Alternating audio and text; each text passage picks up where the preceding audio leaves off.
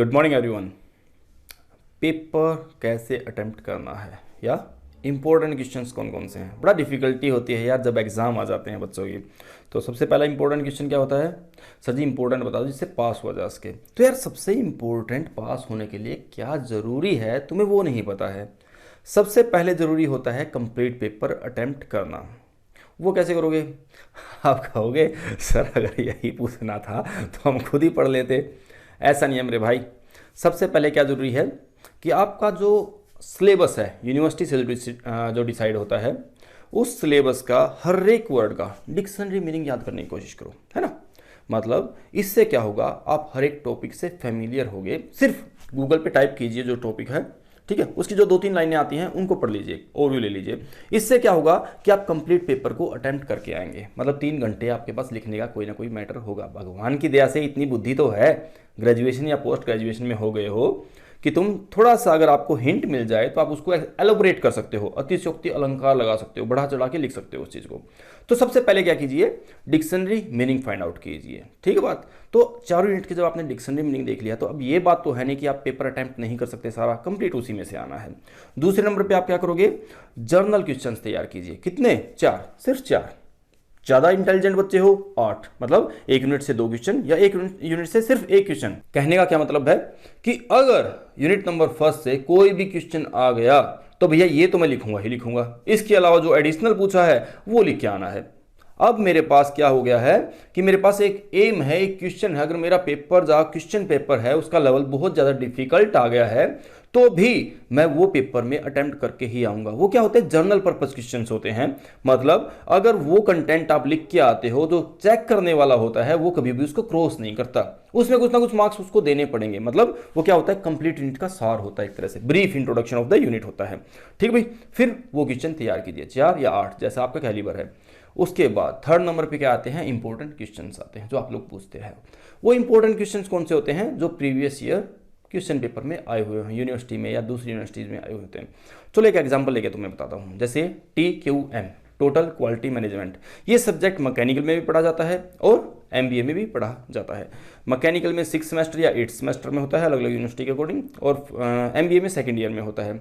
अगर मैं एक टीचर हूँ और मुझे कहा जाए कि यार क्वेश्चन पेपर सेटअप कर दो TQM का, तो यूनिट नंबर 1 से मैं कौन सा क्वेश्चन दे सकता हूँ भाई? क्या क्या है मेन चीज़, कंटेंट क्या है? यूनिट नंबर फर्स्ट में क्वालिटी के बारे में बात होती है। क्वालिटी क्या है, क्वालिटी सर्कल क्या है, क्वालिटी प्लानिंग क्या है, ठीक है। सारा का सारा खेल किसके ऊपर है? पहले क्वालिटी के ऊपर है, डायमेंशंस ऑफ क्वालिटी क्या है, लीडरशिप क्या होती है। फिर नंबर 2 पे कौन सा आता है, लीडरशिप, टॉप मैनेजमेंट का रोल क्या होता है, कैसे वो रोल प्ले करता है क्वालिटी को इंप्लीमेंट करने के या टोटल क्वालिटी मैनेजमेंट को इंप्लीमेंट करने में। और सबसे इंपॉर्टेंट कौन सा बनता है, एक आपका barriers to implementation of TQM को इंप्लीमेंट करने के लिए कौन कौन से बैरियर आपके आते हैं, ठीक है भाई। और एक आता है आपका डैमिंग फिलोसफी, एक आपका क्या आता है, डैमिंग फिलोसफी। भाई 2 फिलोसफी है इसके अंदर आपकी, एक सेकंड यूनिट के अंदर, एक फर्स्ट यूनिट के अंदर। एक डैमिंग है और एक जुरान है।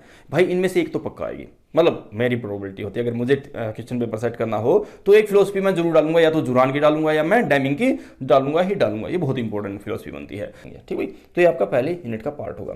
सेकंड यूनिट से अगर मैं सेकंड यूनिट की मैं बात करूं तो सेकंड यूनिट में आपका क्या है, customer satisfaction, customer retention. Customer को सेटिस्फाई रखना है, उसके लिए क्या करना पड़ेगा, इंप्लॉय का इन्वॉल्वमेंट होना पड़ेगा। इंप्लॉय को कैसे इन्वॉल्व कर सकते हो, अगर मैं उसको रिवार्ड दूंगा या पनिशमेंट दूंगा, इस तरह कोई ना कोई मुझे एक्टिविटी करनी पड़ेगी। तो एक क्वेश्चन तो मेरा यहां से निकल के आता है। दूसरा मेरा क्या, मैंने क्या कहा, जुरान के बारे में। जुरान की जब हम बात करते हैं तो हम क्या बात करते हैं, PDCA, plan do check act, ठीक है। इसके बारे में 5S की बात करते हैं, काइजन की बात करते हैं। छोटे छोटे वर्ड्स हैं, ये आपके शॉर्ट नोट में भी आ सकते हैं, एक बल्क में एक सिंगल क्वेश्चन भी डाल सकता है। बड़ा क्वेश्चन डालने में थोड़ी सी हेजिटेशन होती है क्योंकि इतना बड़ा क्वेश्चन बनता नहीं है। काइजन की बात करें या 5S की बात करें, ये 2 नंबर 3 नंबर में आ सकता है, बड़ा क्वेश्चन आने के बहुत कम चांसेस बनते हैं। तो अगर सेकंड यूनिट से अगर मेरे से कोई पूछे भैया जी कौन सा क्वेश्चन आप डालोगे, तो मैं या तो जुरान का डालूंगा, कस्टमर सेटिस्फैक्शन और इंप्लॉय इन्वॉल्वमेंट, इन 2 वर्ड्स के ऊपर मैं खेलना चाहूंगा एक क्वेश्चन भाई, ठीक है। तो ये मेरा सेकंड यूनिट का सट्टा होगा। थर्ड यूनिट में हम क्या करते हैं भैया, तीसरी में स्टैटिस्टिक्स की आ जाती है। मतलब थोड़ा सा न्यूमेरिकल पोर्शन यहाँ पे बनता है, लेकिन न्यूमेरिकल बहुत कम पूछा जाता है यार, नहीं पूछा जाता है यहाँ पे। SQC, स्टैटिस्टिकल क्वालिटी कंट्रोल के ऊपर कई बार शॉर्ट नोट मांग लिया जाता है 5 या 10 नंबर में। 6 सिग्मा, ये मैकेनिकल की टर्म है, यहाँ से क्वेश्चन पूछ लिया जाता है। 7 क्वालिटी टूल्स, भैया जी ये बहुत इंपॉर्टेंट है। 7 क्वालिटी टूल्स, इसके अंदर फिशबोन डायग्राम भी आता है आपका, जो कि बहुत बार पूछा जाता है यार, ठीक है। तो अगर यहाँ से अगर मेरे से कोई क्वेश्चन पूछे कौन सा दोगे, तो मैं कहूँगा भैया जी 7 क्वालिटी टूल्स में तो मैं एक क्वेश्चन डालूंगा ही डालूंगा। और दूसरा मैं किससे दूंगा, SQC स्टैटिस्टिकल क्वालिटी कंट्रोल या प्रोसेस कंट्रोल भी आपको इसको बोल दिया जाता है भाई। प्रोसेस को कैसे कंट्रोल करोगे या क्वालिटी को कैसे कंट्रोल करोगे, लगभग सिमिलर सा आंसर आपका बनता है।